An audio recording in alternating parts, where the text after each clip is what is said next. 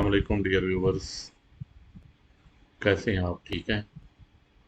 तो आज हम एक नई सीरीज़ शुरू करने वाले हैं न्यू सब्जेक्ट से, जो हमारे एजुकेशन में एक और कोर्स है जिसे हम एजुकेशनल साइकोलॉजी का नाम देते हैं। इससे पहले चंद बातें, चंद लेक्चर्स हमने रिकॉर्ड किए उस पे, एजुकेशनल फिलॉसफी पे। फिर एजुकेशनल रिसर्च के जो मेजर टॉपिक्स थे वो हमने डिस्कस किए। तो आज हम स्टार्ट करने वाले हैं एजुकेशनल साइकोलॉजी। तो एजुकेशनल साइकोलॉजी है क्या? सबसे पहले हम देखेंगे कि साइकोलॉजी की ओरिजिन क्या है, इसकी एज क्या है, ये कहाँ से डिराइव हुई है। तो इसके बारे में ना डिफरेंट लोगों की डिफरेंट ओपिनियन है, और उस ओपिनियन के मुताबिक कुछ कहते हैं कि फादर ऑफ साइकोलॉजी जो है वो अरिस्टोटल है, और कुछ लोग कहते हैं प्लेटो है। तो एक राइटर है ग्राइंडर, उन्होंने 1989 में एक अपना आर्टिकल लिखा। उस आर्टिकल में उन्होंने कहा, the origin of educational psychology can be trace back to Plato, who believe that all knowledge is innate at birth and is perfectible by experiential learning with growth. तो इसके मुताबिक प्लेटो ये कहता है कि बच्चा जब पैदा होता है ना, तो कुछ चीज़ें वो इननेट लेके पैदा होता है बाय बर्थ। कुछ नॉलेज उसके पास होता है जिसको बाद में इंडोर्स भी किया उसने आके जीन पे अजय ने, और उसने कहा कि बच्चा 4 स्कीमाज लेके बाय बर्थ पैदा होता है। तो इसलिए वो आगे चल के कहता है कि is perfectible by experiential learning with growth. तो ग्रोथ के साथ उसके एक्सपीरियंसेस जो हैं और उसकी लर्निंग जो है वो होती रहती है। लेटर ऑन इसका मतलब ये हुआ कि अगर हम ये कहें कि साइकोलॉजी की जो इब्तदा है वो बुनियादी तौर पे फिलॉसफी से ही हुई है, और फिलॉसफी को कहा जाता है कि is the mother of psychology. तो उसके बाद आगे चल के सेकंड पॉइंट पे, it is the study of soul. उसके बाद जब आहिस्ता आहिस्ता तरक्की हुई तो लोगों ने कहा कि साइकोलॉजी जो है ये स्टडी ऑफ सोल है। फिर कहा लोगों ने कि स्टडी ऑफ कॉन्शियसनेस है, स्टडी ऑफ बिहेवियर है, और आखिर में study of human mind and behaviour.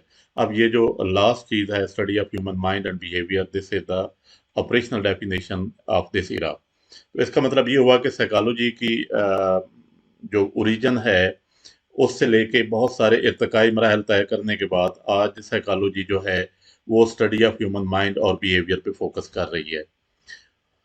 उसके बाद सेकंड वन हम देखेंगे, how to define psychology and educational psychology. तो साइकोलॉजी की तो हमने बात कर ली कि the scientific study of behaviour and mental process. Now what is educational psychology? तो इस मीन के educational psychology is the branch of psychology that specialises in understanding teaching and learning in educational setting.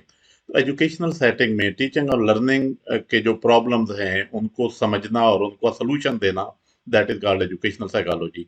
Educational psychology की history जो है, the field of educational psychology was founded by several pioneers in psychology in the late 19th century. तो educational psychology late 19th century में just before the start of 20th century ये start होती है। और इसके सबसे पहले पाइनियर्स हैं विलियम जेम्स, एक अमेरिकन फिलोसफर थे विलियम जेम्स, और उन्हें फादर ऑफ अमेरिकन साइकोलॉजी भी कहा जाता है। और विलियम जेम्स को ये भी एजाज़ हासिल है, उन्होंने पहला स्कूल ऑफ प्रैग्मेटिज्म भी डेवलप किया था अमेरिका में।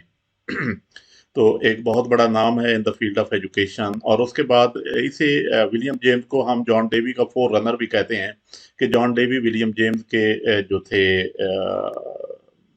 आइडियाज उनसे बहुत ज़्यादा इफेक्ट, इस पे इफेक्ट हुआ, बहुत ज़्यादा मुतासर था उनका।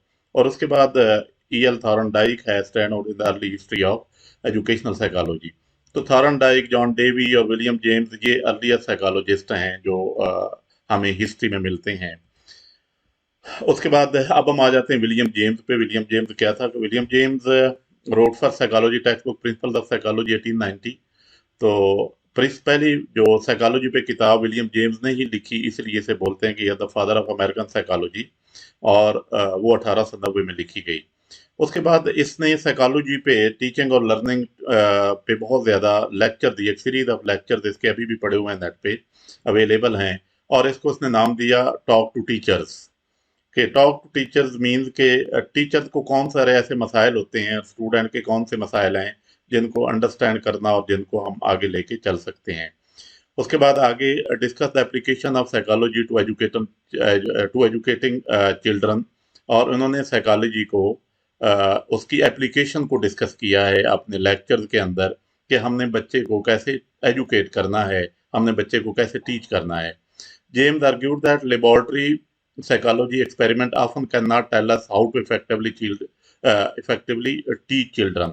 तो जेम्स ये कहता है कि हमें जब हम लेबोरेटरी में बैठ के एक्सपेरिमेंट करते हैं साइकोलॉजी के, तो ये हमें ये नहीं बताती कि हमने अपने बच्चे को इफेक्टिवली कैसे टीच करना है, बल्कि वो जोर देता है the importance of observing teaching, कि आप टीचिंग और लर्निंग में आप क्लासरूम के पे जाके खुद चीज़ों को ऑब्जर्व करें, जिससे क्लासरूम की इम्प्रूवमेंट होती है, ये चीज़ें जो हैं वो बेहतर होती हैं.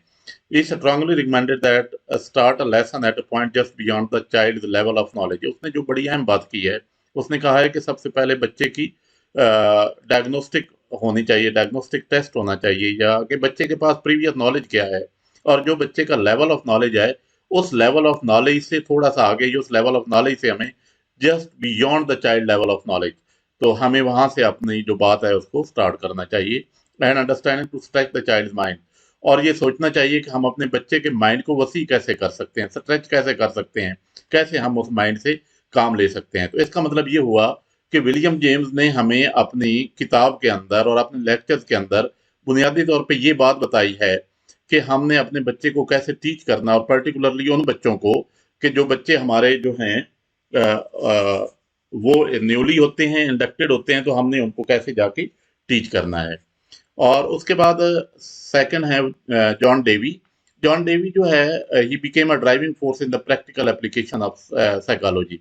तो जॉन डेवी ने तो साइकोलॉजी को एक प्रैक्टिकल शेप में अप्लाई किया ना, उसकी जो कॉग्निटिव डेवलपमेंट है बच्चे की, ये एक बहुत बड़ा, सॉरी वो तो थी उसकी जीन पैजे की थी, सॉरी, जॉन डेवी ने बुनियादी तौर पे हमें एक एप्लीकेशन दी है साइकोलॉजी में अंदर, प्रैक्टिकल के अंदर. established first major educational laboratory in the United States at the University of Chicago in 1894.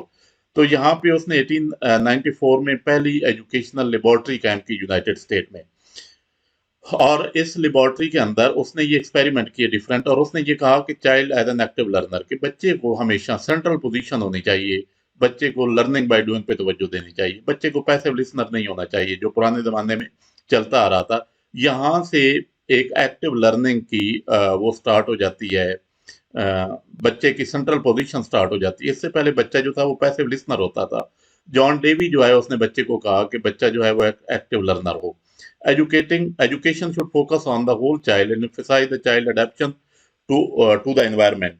तो एजुकेशन जो है उसका फोकस बच्चे की पूरी पर्सनैलिटी पे होना चाहिए, और ये जोर देना चाहिए the child adaption to the environment, के बच्चा अपने एनवायरनमेंट में कैसे एडजस्ट करता है अपने आप को. Devi pushed for a competent education for the children, girls and boys, as well as children from different socioeconomics and ethnic groups.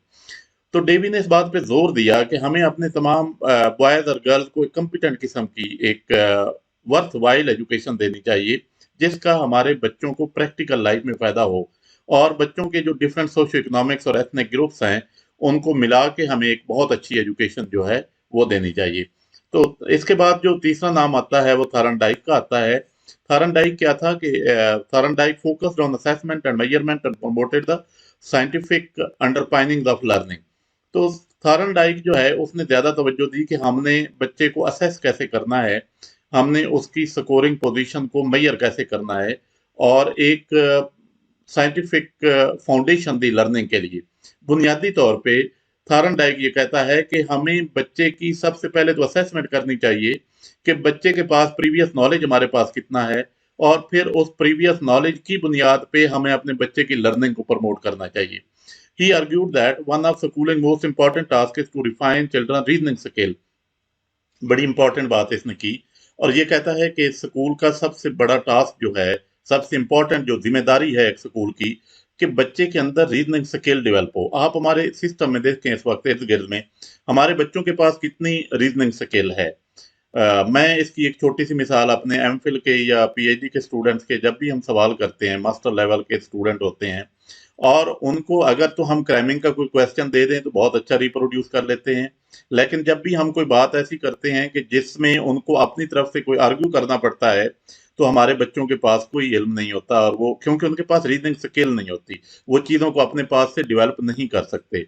He excelled at doing exacting scientific studies of teaching and learning. और उसने कहा कि हमें scientific study करनी चाहिए, teaching और learning को हम साइंटिफिक बुनियादों पे हम टीचिंग और लर्निंग को लें. He promoted the idea that education psychology must have scientific base and should focus strongly on measurement. तो वो कहता है कि एजुकेशनल साइकोलॉजी जो है उसकी एक साइंटिफिक बेस होनी चाहिए और एजुकेशनल साइकोलॉजी को जो है वो स्ट्रांगली फोकस करना चाहिए मेजरमेंट पे। और उसके बाद आगे आ जाता है बी एफ स्किनर की बिहेवियरल अप्रोच।